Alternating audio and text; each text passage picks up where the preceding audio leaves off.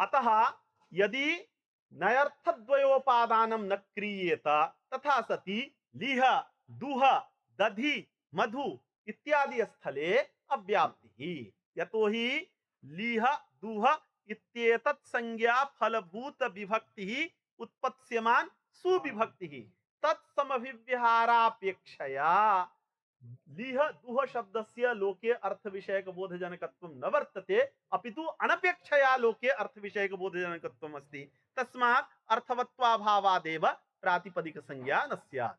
एतद् दोष एतत् अव्याप्ति वारणाय नयर्थद्वयोपादानं कृतं। यदा क्रियते तदा भवति। कुतः? एतत् संज्ञा फलभूत विभक्तिः सुविभक्तिः तदितर घटपटादिः तत्समभिव्यहार अनपेक्षया लोके अर्थ विषयक बोधजनकत्वं वर्तते लीह दुह दधि मधु इत्यादीनाम्। अतः अर्थवत्वेन तस्य प्रातिपदिक संज्ञा भवति इति कृत्वा न अव्याप्तिः। अत्र यत्र निषेधमुखेन प्रवृत्तिः तत्र विध्यर्थस्य आवश्यकता न भवति। समभिव्यहारस्य अपेक्षा भवतु इति न आग्रहः अपितु विभक्तितर घटपटादेः समभिव्यहारस्य अनपेक्षा भवेत्। विभक्तितर घटपटादेः समभिव्यहारस्य अनपेक्षा भवेत् इति आग्रहः तत्तु वर्तते एव खलु। तस्मात् तस्य प्रातिपदिक संज्ञा भवति अर्थवत्वेन। अवगतं? पठन्तु। लिड् धुक् अस्ति खलु, तस्य स्थाने किम् अवगन्तव्यं? लिह धुक्। तर्हि तथा किमर्थं नोक्तं? तर्हि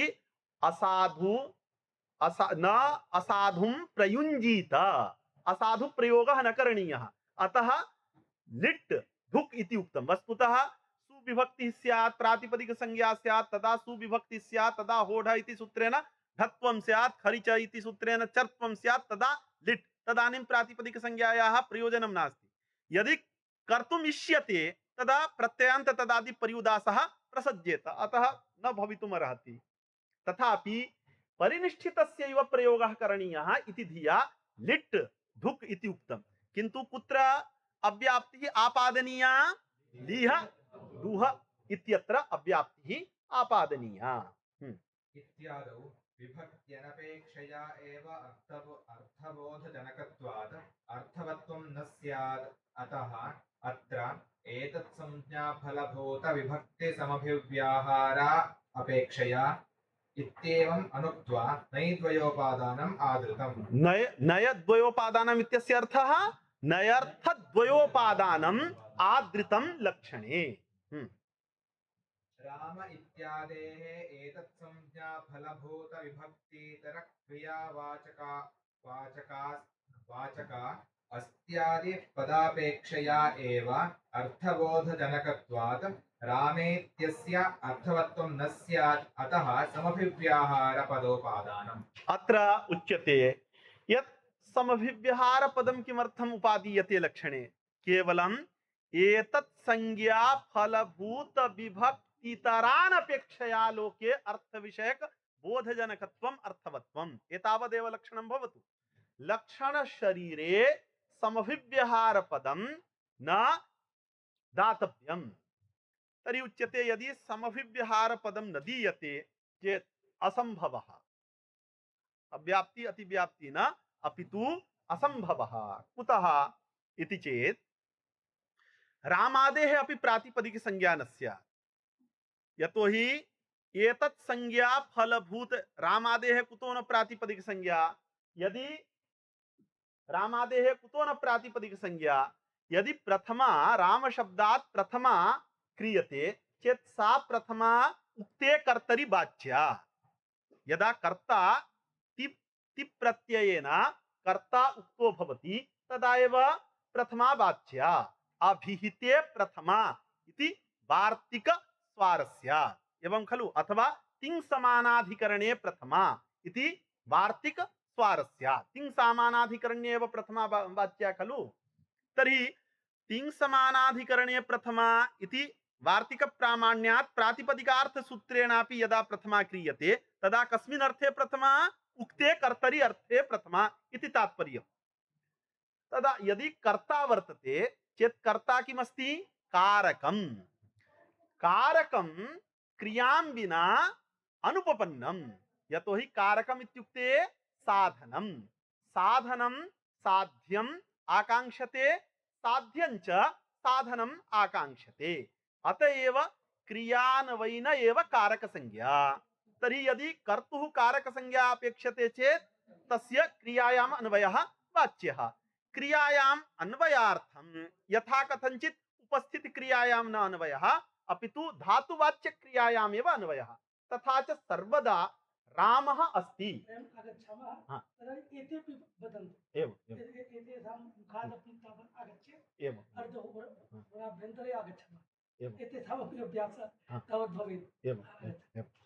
तर्हि रामः अस्ति। अत्र राम इत्यस्य कारकत्वोपपत्त्यर्थम् अत्र राम इत्यस्य कारकत्वोपपत्त्यर्थम् अस्ति क्रियायाः आवश्यकता वर्तते। अस्ति न वा? अतएव नागेशः शेखर ग्रन्थे इदमपि सूत्रं क्रियायोगे एव प्रवर्तते अन्तो गत्वा सर्वत्र अस्ति क्रियायाः सत्त्वात्। आख्यात कर्त्रादिना क्रियान्वयात् अस्ति तस्य कारकत्वम् इति मूले लघुशब्देन्दुशेखरे उक्तं। कारकप्रकरणे उक्तमस्ति। न न पश्यन्तु, इदमपि सूत्रं क्रियायोगे प्रवर्तते। पश्यन्तु, अरे खोल दिए तो देख लीजिए, न लगेगा गुरुजी जो है ऐसे ही कहते हैं, देख लेते न। तथापि पश्यन्तु, इदमपि सूत्रं क्रियायोगे प्रवर्तते कारक प्रकरणे।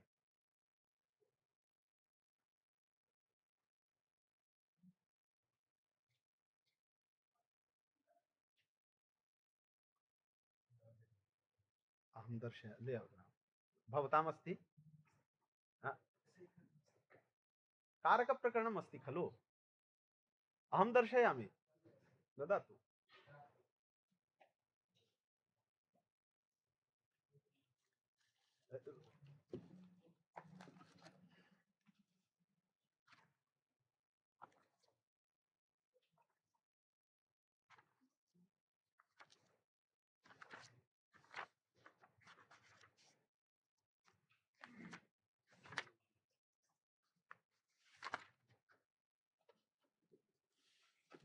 इदमपि सूत्रं क्रियायोगे अत्र हस्तमस्ति।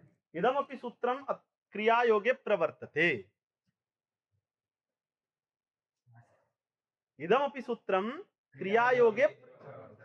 सूत्रं क्रियायोगे एव प्रवर्तते क्रियायाः सर्वत्र सत्त्वात्। आख्यात कर्त्रादिना, अग्रे पश्यन्तु, आख्यातार्थ कर्त्रादिना क्रियान्वयात् कारकत्वम्। तर्हि प्रथमान्तार्थस्यापि कारकत्वम् अङ्गीक्रियते। अब एवं विश्वासः विधेयः। अहं वदामि तत् अस्ति लिखितं। यदि न भवति चेत् अहं साक्षात् वदामि एतद् अहं न स्मरामि अथवा इदं मम बुद्धौ नायाति, अतः अहं दृष्ट्वा वक्ष्यामि। तत्र मम न क्लेशः, शास्त्रमस्ति खलु। तर्हि रामः इत्यस्य कारकत्वोपपत्त्यर्थं कुत्र अन्वयः करणीयः? अस्ति क्रियायाम्। अस्ति क्रियायाम् इत्युक्ते साध्यभूतायां क्रियायाम् अन्वयः कर्तव्यः। साध्यभूता च क्रिया धातुना एव उपस्थाप्यते। तस्मात् तिङन्तस्य क्रियावाचकपदस्य प्रयोगः करणीयः इति आगतं खलु। तर्हि राम इत्यस्य प्रातिपदिक संज्ञा चिकीर्षिता, तत्फलभूता विभक्तिः सुविभक्तिः, तदितर अस्ति क्रिया। तत्समभिव्यहारापेक्षयैव लोके अर्थविषयकबोधजनकत्वं राम इत्यस्य वर्तते। अनपेक्षया लोके अर्थविषयकबोधजनकत्वं नास्ति। विभक्तितर एतत् संज्ञा फलभूत विभक्तितर समभिव्यहार पदं नास्ति। विभक्तितर अस्ति क्रियापदापेक्षया एव लोके अर्थविषयकबोधजनकत्वं वर्तते। तस्मात् असंभवः। अस्य असंभव दोषस्य वारणाय लक्षणे समभिव्यहार पदं दत्तम्। समभिव्यहार पदं दीयते चेत् असंभवः वारणीयः। तदा असंभवः न भवति। कुतः? समभिव्यहारो नाम नियत पूर्वापरिभाव संबंधः। समभिव्यहारो नाम संबंधः यथा धातुपसर्गयोर्मध्ये नियत पूर्वापरिभाव संबंधः वर्तते। ते प्राग धातोः ते गत्युपसर्ग संज्ञकाः धातोः प्रागेव प्रयोक्तव्याः इति नियमः वर्तते। प्रत्ययः परश्च प्रत्ययः असति बाधके प्रत्यय अथवा असति विशेषानुशासने प्रत्ययः पर एव प्रयोक्तव्यः इति अस्ति नियमः न वा? तस्मात् विभाषा सुपो बहुच पुरस्तात्तु इति विशेषानुशासनं वर्तते। अतः असति विशेषानुशासने प्रत्ययः पर एव प्रयोक्तव्यः इति। किन्तु क्रिया विषये तथा नियमः न वर्तते। नियत पूर्वापरिभाव संबंध रूपः समभिव्यहारः न वर्तते। अस्ति रामः रामः अस्ति इति उभयथापि प्रयोक्तुं शक्यते। तस्मात् समभिव्यहार पदेन क्रियायाः ग्रहणं कर्तुं न शक्यते। अतः अत्र न असंभवः। यतोहि एतत् संज्ञा फलभूत विभक्तितर समभिव्यहारः समभिव्यहार इत्यनेन क्रिया समभिव्यहारः धर्तुं न शक्यते। यतोहि राम इति सुबन्तेन साकम् अस्ति इति क्रियायाः नियत पूर्वापरिभाव संबंधः न वर्तते।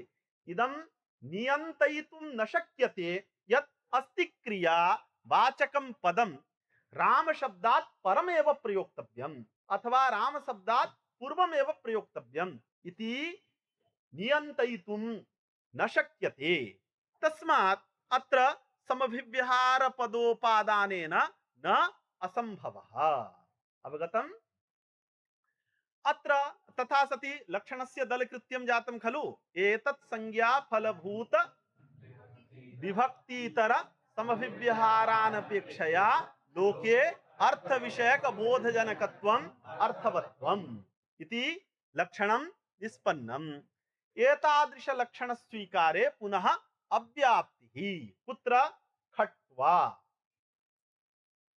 बाला पुस्तके अस्ति खलु।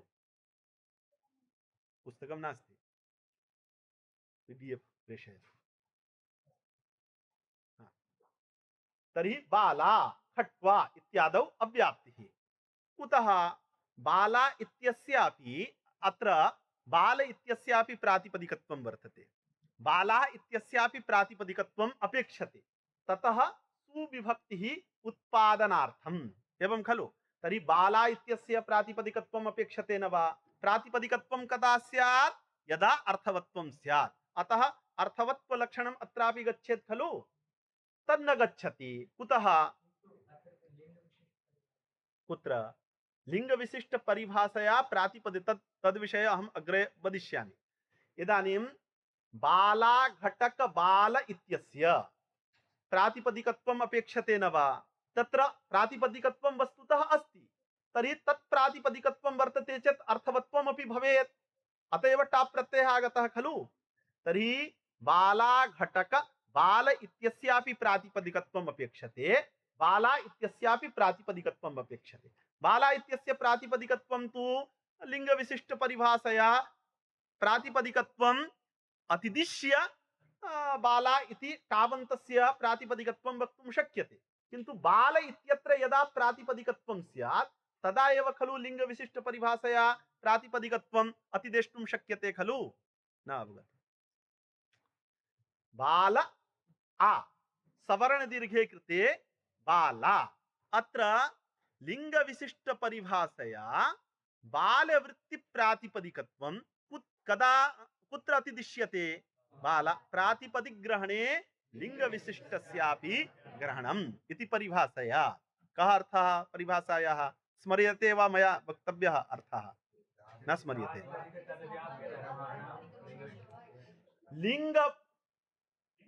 लिंगबोधक प्रत्यय रहिते दृष्टानां प्रातिपदिकत्व तद्व्याप्य धर्माणां लिंगबोधक प्रत्यय विशिष्टे अतिदेशः।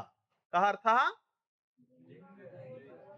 लिंगबोधक वद लिंगबोधक प्रत्यय रहिते दृष्टानां प्रातिपदिकत्व तद व्याप्य धर्माणां लिंगबोधक प्रत्यय विशिष्टे अतिदेशः इति प्रातिपदिक ग्रहणे लिंग विशिष्टस्यापि ग्रहणम् अस्याः परिभाषायाः अर्थः।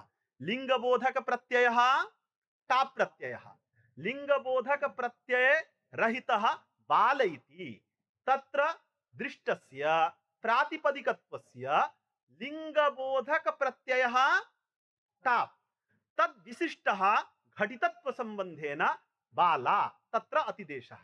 एवं खलु? तर्हि लिंग विशिष्ट परिभाषया प्रातिपदिकत्वातिदेशाय बाल इत्यत्र प्रातिपदिकत्वम् अपेक्षते न वा? बाला बाल आ इत्यवस्थायां बाल इत्यत्र प्रातिपदिकत्वम् अपेक्षते न वा? खट्व इत्यत्र प्रातिपदिकत्वम् अपेक्षते न वा? तदा एव लिंग विशिष्ट परिभाषया अतिदेष्टुं शक्यते खलु? लिंगबोधक प्रत्यय रहिते अदृष्टस्य धर्मस्य अतिदेशः कर्तुं न शक्यते। दृष्टस्य एव धर्मस्य अतिदेशः कर्तुं शक्यते वा? शक्यते खलु? तर्हि अत्र यदि एतादृश लक्षणं स्वीक्रियते चेत् बाल आ इत्यवस्थायां खट्व आ इत्यवस्थायां खट्व इत्यत्र प्रातिपदिकत्वं न दृष्टं। कुतः? अर्थवत्वेनैव प्रातिपदिकत्वं वक्तव्यं खलु? अर्थवत्वम् एव नास्ति। कुतो नास्ति चेत् एतस्य संज्ञा इत्युक्ते खट्व इत्यस्य संज्ञा तत्फलभूता विभक्तिः उत्पत्स्यमान स्वादि विभक्तिः तदितर टाप् प्रत्ययः तत्समभिव्यहारापेक्ष्यैव लोके स्त्रीत्व विशिष्ट खट्व इति अर्थ विषयक बोधजनकत्वं वर्तते। सामान्य अर्थ विषयक बोधजनकत्वं न, स्त्रीत्व विशिष्ट खट्व विषयक अर्थ बोधजनकत्वं टाप समभिव्यहारापेक्षैव खट्व शब्दस्य वर्तते। अस्ति खलु? अतः खट्व इत्यत्र अर्थवत्वाभावादेव प्रातिपदिकत्वं न स्यात्। इदानीं लिंग विशिष्ट परिभाषयापि प्रातिपदिकत्वम् अतिदेष्टुं शक्यते? न शक्यते। अतः अत्र अर्थवत्व लक्षणस्य कः दोषः? अव्याप्तिः। अस्याः अव्याप्तेः वारणाय लक्षण घटकं विभक्तिपदं प्रत्ययस्यापि उपलक्षणं तथा सति इदानीं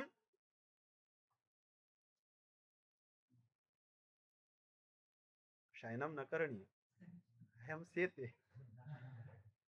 विभक्तिपदं प्रत्ययस्यापि उपलक्षणं तथा च लक्षणस्वरूपं भवति। एतत् संज्ञा फलभूत विभक्ति प्रत्यय इतर समभिव्यहारानपेक्षया लोके अर्थ विषयक बोधजनकत्वम् अर्थवत्वं खट्व इत्यत्र एतादृशम् अर्थवत्वं वर्तते। यतोहि अत्र विभक्तिपदेन विभक्ति स्वादि विभक्ति टाप् प्रत्यय इति उभयोः ग्रहणं करणीयम्। किं किं तदेव विभक्तिपदं प्रत्ययस्य उपलक्षणं। विभक्तिपदं प्रत्ययस्य उपलक्षणम् इत्युक्ते विभक्ति इक्वल टू प्रत्यय। विभक्ति प्रत्यय उभयो न लक्षणे विभक्तिपदं दत्तं वर्तते खलु? तर्हि विभक्तिपदं कस्य उपलक्षणं वर्तते?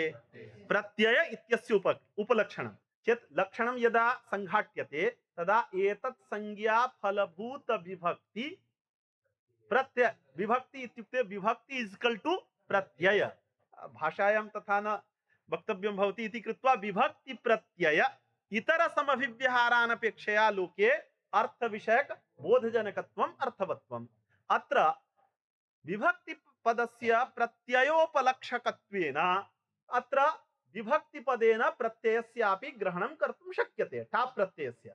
एवञ्च एतत् संज्ञा फलभूत प्रत्ययः यथा उत्पत्स्यमान स्वादि प्रत्ययः तद्वत् टाप् प्रत्ययोऽपि वर्तते। तदितर घटपटादिः तत्समभिव्यहारानपेक्षया लोके अर्थ विषयक बोधजनकत्वं खट्वा घटक खट्व शब्दस्य वर्तते। अतः तत्र अर्थवत्वम् आगतम्। किन्तु एतादृशार्थवत्व स्वीकारे इन्द्राणि इत्यत्र अव्याप्तिः। यतोहि अत्र इन्द्राणि इत्यत्र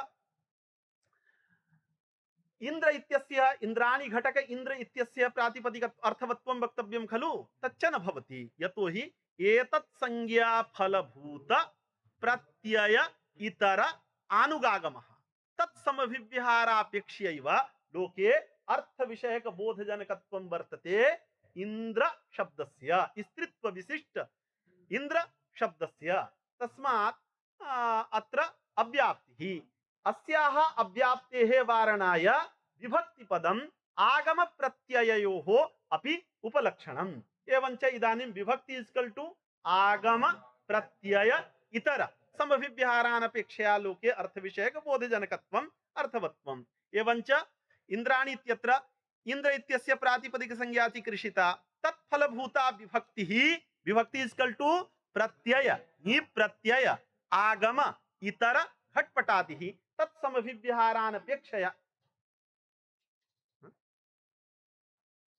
तत्समभिव्यहारानपेक्षया लोके अर्थ विषयक बोधजनकत्वं वर्तते अतः इंद्राणि घटक इंद्र इत्यस्यापि प्रातिपदिकत्वं भवति अर्थवत्वं वर्तते वदन्तु किन्तु एतादृश लक्षण स्वीकारेपि एधाञ्चक्रे इत्यत्र दोषः एकवारं वदन्तु तदनन्तरम् अहं वदामि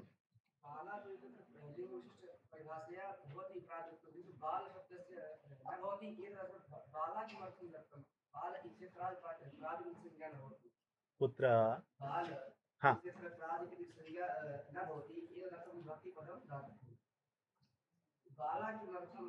न न बाल इत्यत्र भविष्यति इदानीं विभक्तिपदं स्वादि विभक्तेः एव बोधकं तथापि बाल इत्यत्र भवति यतोहि पुंस्त्व विशिष्ट अर्थबोधकत्वं टाप् प्रत्यय समभिव्यहारं विनापि बाल शब्दस्य अस्ति न वा स्त्रीत्व विशिष्ट अर्थबोधकत्वं टाप् प्रत्यय समभिव्यहारं विना न वर्तते इति द्योतनाय बाला इति दत्तं न अवगतम्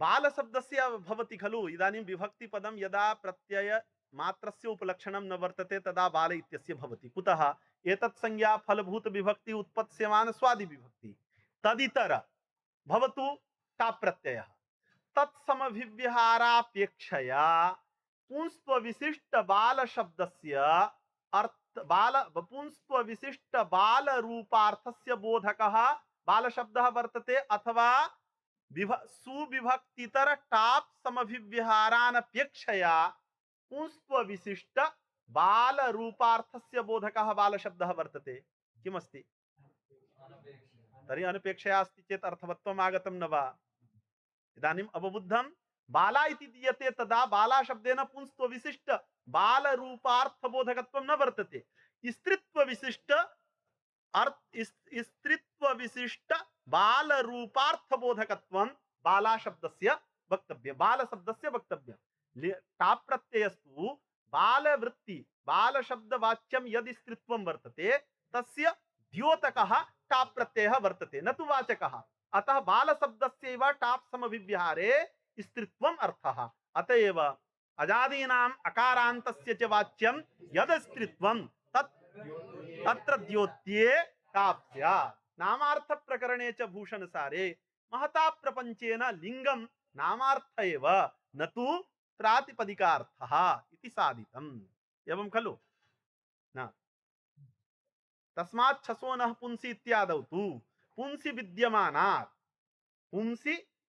विद्यमानः यः शब्दः तद् घटक पूर्व सवर्ण दीर्घात् परो यः ससः सस् तस्य स्थाने न स्यात् इति अर्थः अतएव न तस्मात् छसोनः पुंसि इदमपि सूत्रं ससः पुंस्त्वे अर्थे प्रमाणम् इति नामार्थ प्रकरणे दत्तं वर्तते अन्यत्र च मंजूषादौ प्रपंचितः वर्तते अयं विषयः पुं विषये इत्यर्थः तस्मात् छसोनः पुंसि इत्यस्य तु पुं विषये पुं शब्दस्य प्रकृतित्वे तस्मात् छसोनः पुंसि इत्यत्र पुंसि इत्यस्य पुं शब्दस्य प्रकृतित्वे इत्यर्थः इति अस्ति ग्रन्थे तथैव पंक्तिः वर्तते पठन्तु हाँ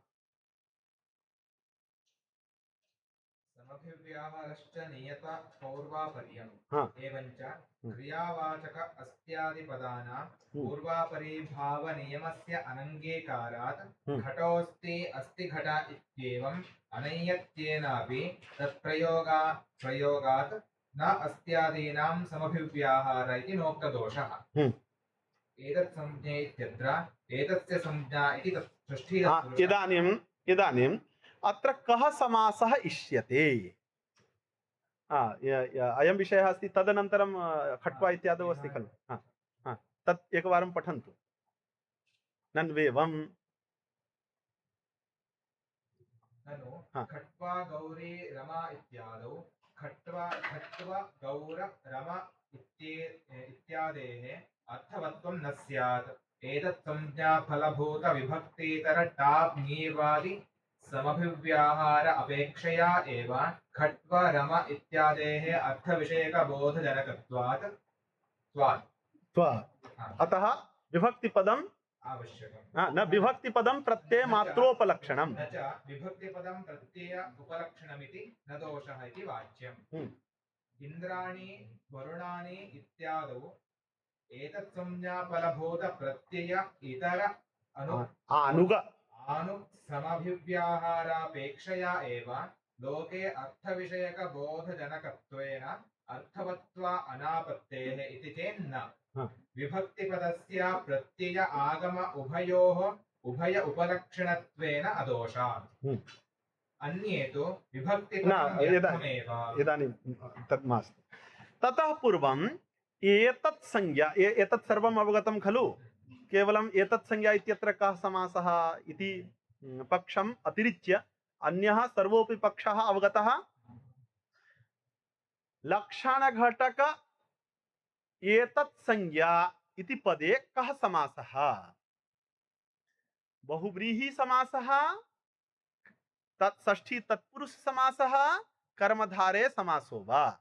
एषा संज्ञा यस्याः सा एतत् संज्ञा इति बहुव्रीहि समासोऽपि भवति।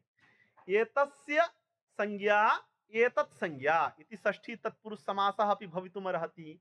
एषा चासौ संज्ञा च इति एतत् संज्ञा इति कर्मधारे समासः अपि भवितुम् अर्हति। इदानीं बहुव्रीहि समासः बहिरङ्गः वर्तते। अन्य पदार्थ सापेक्षत्वेन बहुव्रीहि समासः बहिरङ्गः। तदपेक्षया कर्मधारे समासः षष्ठी तत्पुरुष समासश्च अन्य पदार्थ अनपेक्षत्वेन अंतरङ्गः। अतः अत्र विचारः एतत् संज्ञा इत्यत्र कर्मधारयः स्वीकर्तव्यः अथवा षष्ठी तत्पुरुष समासः स्वीकर्तव्यः। एवं खलु। यदि अत्र षष्ठी तत्पुरुष समासः अंगीक्रियेत तथा सति अधातुः इति किम् अपि काकः सेनायते इति भाष्य विरोधापत्तिः। अस्य भाष्य विरोधस्य वारणाय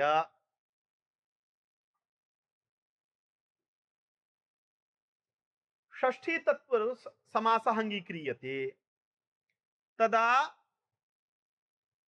कृत्तद्धित समासाश्च इति सूत्रे प्रत्यय ग्रहणे यस्मात् सविहितस्तदादेश तदन्तस्य ग्रहणम् अस्याः परिभाषायाः भाष्यकृता यत् प्रयोजनं दत्तं तत् प्रयोजन प्रतिपादक परक भाष्या संगतिः। एवं खलु। तर्हि यदि कर्मधारय समासः यदि षष्ठी तत्पुरुष समासः अंगीक्रियते, यदि षष्ठी तत्पुरुष समासः अंगीक्रियते चेत् प्रत्यय ग्रहण परिभाषायाः प्रयोजन प्रतिपादक पर भाष्या संगतिः। यदि कर्मधारय समासः अंगीक्रियते चेत् अधातुः इति किम् अपि काकः सेनायते इति भाष्य विरोधापत्तिः। उभयतः पाशा रज्जुः तस्मात् कः समासः स्वीकरणीयः इति प्रश्नकर्तुः आशयः। एतादृशम् आशयं मनसि निधाय अत्र ग्रन्थकारः चर्चां करोति। अत्र कः समासः? किं किं मया उक्तम्? अत्र एतत् संज्ञा इत्यत्र षष्ठी तत्पुरुष समासः अपि संभवति, कर्मधारय समासः अपि संभवति, बहुव्रीहि समासः संभवति, किंतु बहुव्रीहि समासः अन्य पदार्थ सापेक्षत्वेन बहिरंगः, तदपेक्षया षष्ठी तत्पुरुष समासः कर्मधारय समासश्च अंतरंगः एवं खलु। तर्हि यदि अंतरंगः वर्तते चेत् अत्र कः समासः स्वीकरणीयः, कर्मधारयः षष्ठी तत्पुरुष समासो वा। यदि कर्मधारय समासः अंगीक्रियते तथा सति अधातुः इति किम् अपि काकस्येनायते इति भाष्य विरोधापत्तिः। अस्य भाष्यस्य परिहाराय, अस्य भाष्य विरोधस्य परिहाराय यदि षष्ठी तत्पुरुष समासः अंगीक्रियते तदा अधातुः इति किम् अपि काकस्य नायते इति भाष्य विरोधस्य परिहारः भवति। तथापि कृत्तद्धित समासाश्चैति सूत्रे प्रत्यय ग्रहण परिभाषायाः फलं भगवता भाष्यकृता यदुपात्तं तत् फलम् इदानीम् अनुपपन्नं स्यात् एवं खलु। इदानीं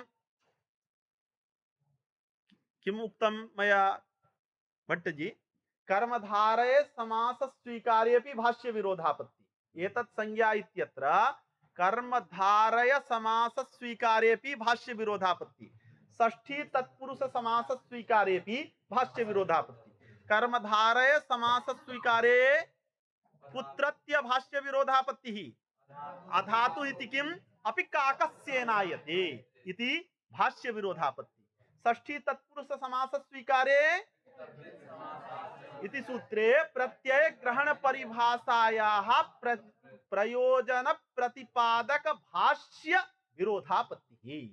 एतद् अवगतम् इत्युक्ते किं मया उक्तम् इति ज्ञातम्। इदानीं कथं विरोधः भवति इति ज्ञातव्यं वर्तते। आदौ कुत्र कुत्र विरोधः इति मनसि स्थापनीयम्, तदनन्तरं सविरोधः कथं भवति इति प्रतिपादनीयम्। यदा कर्मधारय समासः अंगीक्रियते तदा कुत्र विरोधः सेनायते, कर्मधारय समास स्वीकारे एषा चासौ संज्ञा च इति एतत् संज्ञा शेन इव आचरति इति सेनाय, सेनाय इत्यस्य सनाद्यन्ता धातवः इति सूत्रेण धातु संज्ञा वर्तते एवं खलु। तर्हि एषा चासौ संज्ञा च इति एतत् संज्ञा पदेन कस्य संज्ञा, कस्याः संज्ञायाः ग्रहणं, प्रातिपदिक संज्ञा, इदानीं धातु संज्ञायाः ग्रहणं। यतु सेनाय इत्यत्र का संज्ञा वर्तते, तर्हि एतस्य संज्ञा एतत् संज्ञा न, अपितु एषा चासौ संज्ञा च इति एतत् संज्ञा इत्युक्ते धातु संज्ञा अस्ति खलु। तर्हि धातु संज्ञा फलभूत विभक्ति तिवादि विभक्ति तदितर घटपटादिः तत्समभिव्यहारानपेक्षया लोके अर्थ विषयक बोधजनकत्वं सेनाय इत्यत्र इत्यस्य अस्ति न वा, अतः तस्य अर्थवत्वापत्ति स्यात्। न अवगतं किम् उच्चैः वद, निसंकोचं वद।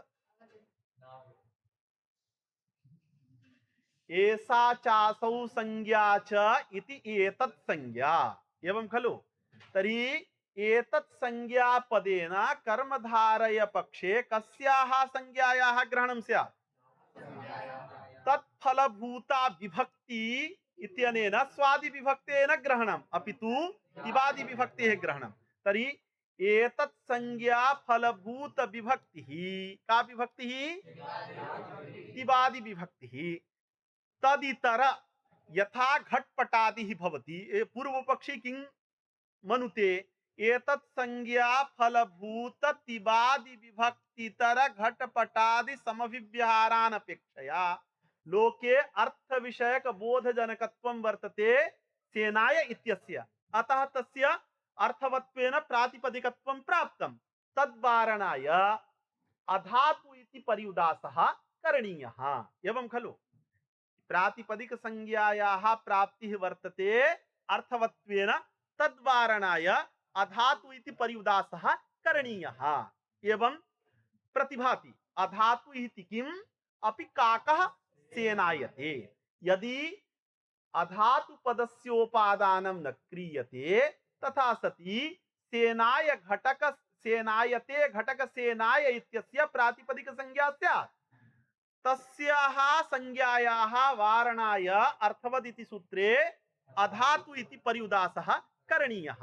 एवं खलु। तर्हि अर्थवत् सूत्रे अधातु पर्युदासस्य प्रयोजनं भगवता भाष्यकृता किं दत्तम्?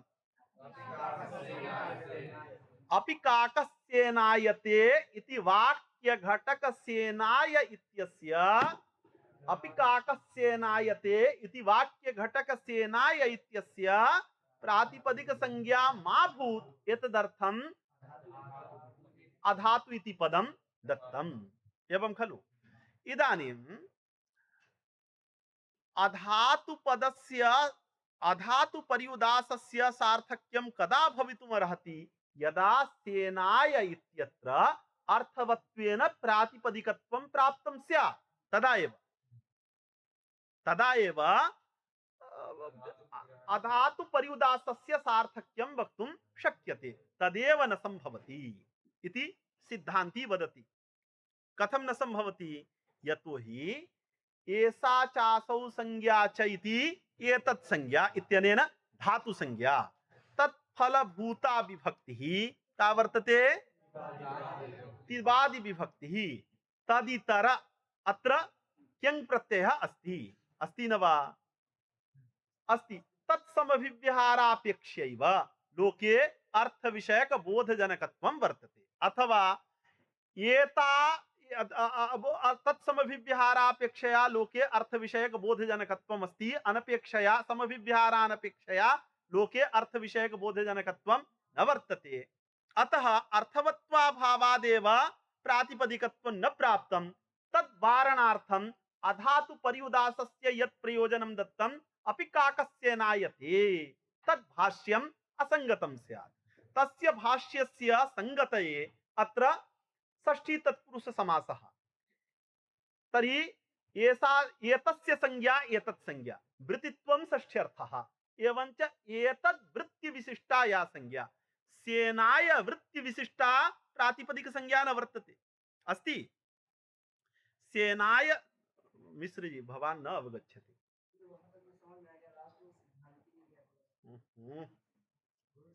हाँ हाँ रहने दीजिए। हाँ हाँ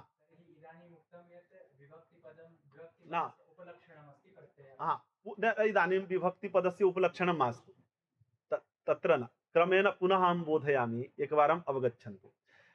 पूर्वपक्षी किं मनुते स्म? यत् सेनाय इत्यत्र अर्थवत्वम् अस्ति। क्रमेण अवगच्छतु।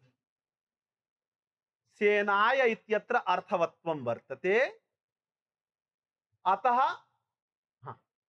सेनाय इत्यत्र अर्थवत्वं वर्तते। अतः प्रातिपदिकत्वं प्राप्तं। तद्वारणाय अधातु पर्युदासः आवश्यकः। अयमेव आशयः सिद्धान्तिनामपि वर्तते खलु। अतएव अधातुः इति किम् अपि काकस्येनायते। किं मया उक्तम्? अधातु पर्युदासा भावे कस्य प्रातिपदिक संज्ञा स्यात्? सेनाय इति धातोः अपि प्रातिपदिक संज्ञा स्यात्। तद्दोष वारणाय किं कृतम्? अधातु इति पर्युदासः कृतः वर्तते। इदानीम् अधातु इति पर्युदासा भावे सेनाय इत्यस्य प्रातिपदिक संज्ञा प्राप्ता वर्तते खलु। अर्थात अर्थवत्वं वर्तते। तर्हि कीदृशम् अर्थवत्वं वर्तते? एतत् संज्ञा फलभूत विभक्तितर समभिव्यहारानपेक्षया लोके अर्थविषयक बोधजनकत्व रूपमेव अर्थवत्वम् अस्ति इति स्वीकरणीयं खलु। तर्हि इदानीम् एतत् संज्ञा फलभूत विभक्तिः उत्पत्स्यमान स्वादि विभक्ति अस्ति खलु। एतत् संज्ञा फलभूत एतत् संज्ञा पदेन धातु संज्ञा मनसि निधाय उच्यते। एतत् संज्ञा फल एतत् संज्ञा इत्युक्ते धातु संज्ञा। तत् फलभूता विभक्तिः तिवादि विभक्तिः।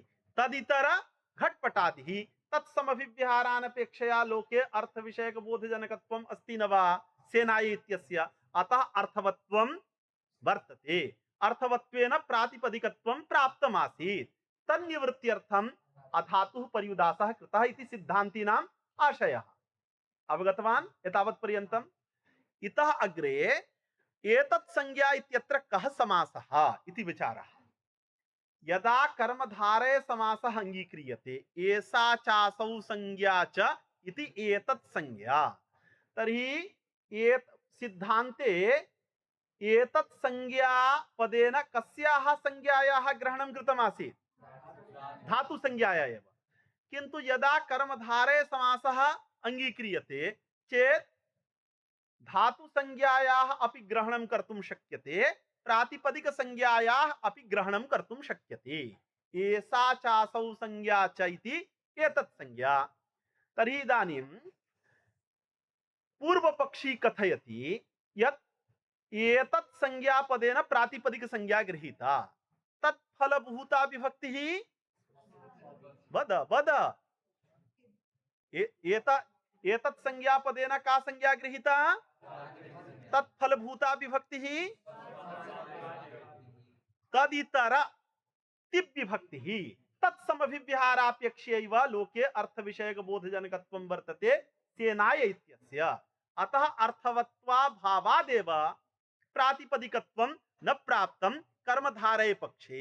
तस्मात् अधातु इति किम् अपि काकस्येनायते इति अधातु पर्युदासस्य प्रयोजन प्रतिपादक परक भाष्या संगतिः।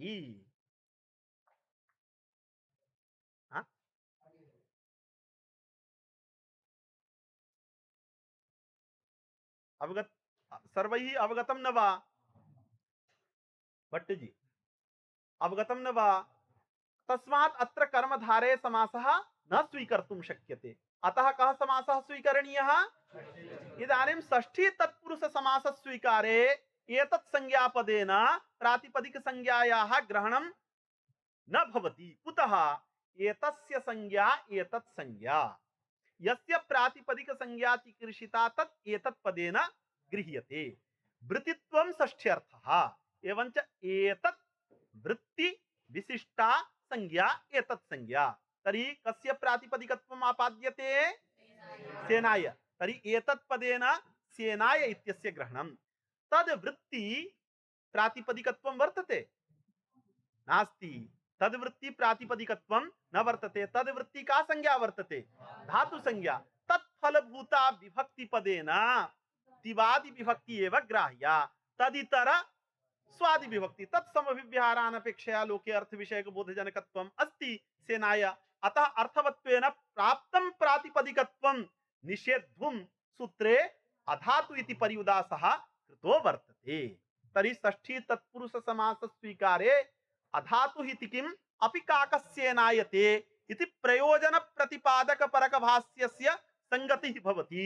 कर्मधारय समास स्वीकारे भाष्यस्य न संगतिः।